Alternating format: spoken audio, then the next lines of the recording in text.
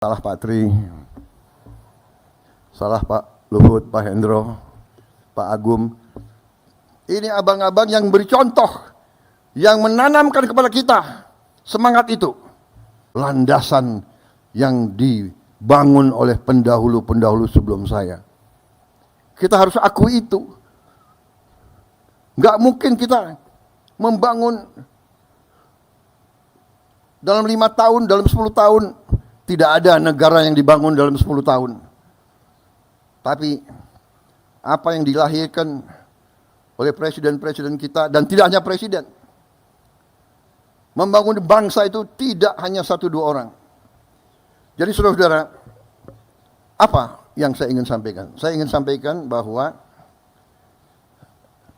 kita sebagai punawirawan dari segi kedinasan, benar kita sudah menyerahkan kepada generasi selanjutnya. Tapi sebagai patriot, sebagai warga negara, kalau kita masih punya kemampuan, kalau kita masih punya semangat, kalau kita masih punya sesuatu yang bisa kita sumbangkan kepada negara dan bangsa, ya kita harus menyumbang apa yang kita bisa sumbangkan. Karena itu saudara-saudara, kita hargai semua sikap, semua pendapat, tapi tentunya kita harus belajar dari sejarah. Kita harus lihat kenyataan yang sedang berlaku, bahwa di dunia ini sekarang ya, hanya yang kuat yang survive. Ini fakta dan kenyataan. Negara-negara yang tidak kuat punah. Kenapa dia punah? Dia tidak mampu bertahan. Kenapa dia tidak mampu bertahan? Karena dia tidak bisa mengamankan sumber-sumber kekayaan dia sendiri. Kalau suatu bangsa tidak bisa menguasai sumber kekayaan sendiri, bangsa itu miskin. Sangat sederhana. Saudara-saudara sekalian. Dan kita harus mengerti, mantan prajurit ini harus mengerti. Perang kita tidak inginkan.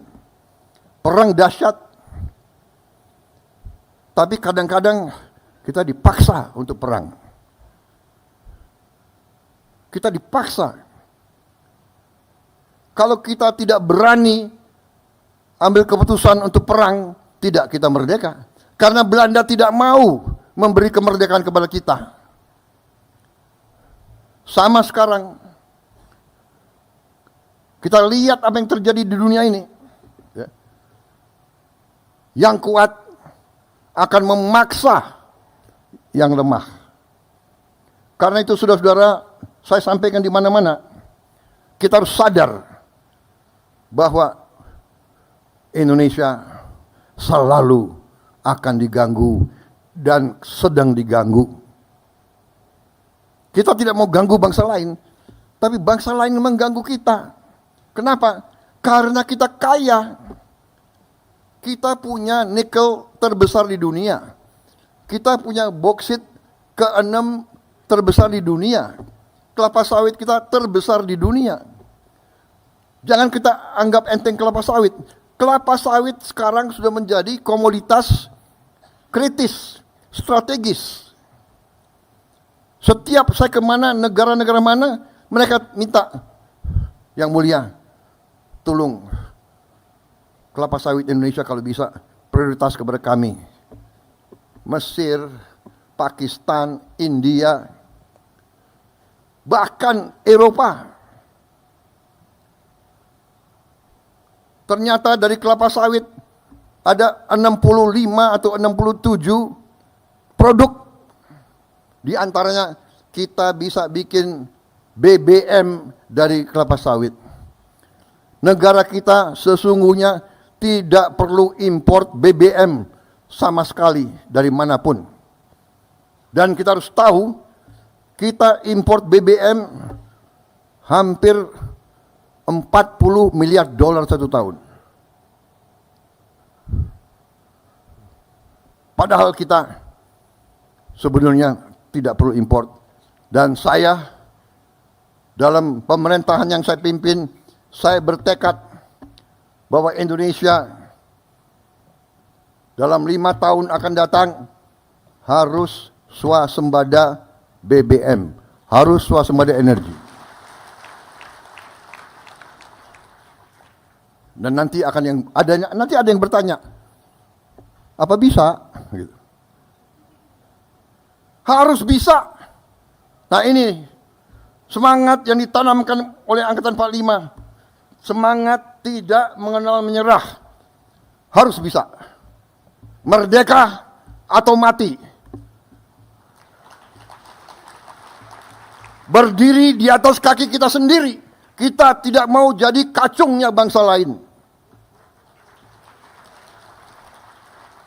Kalau yang mau silakan, saya tidak mau.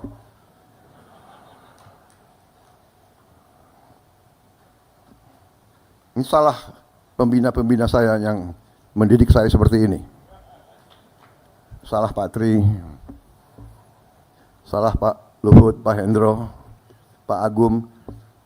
Ini abang-abang yang beri contoh, yang menanamkan kepada kita semangat itu.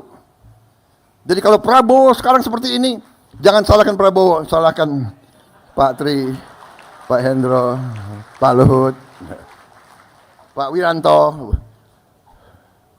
Iya kan?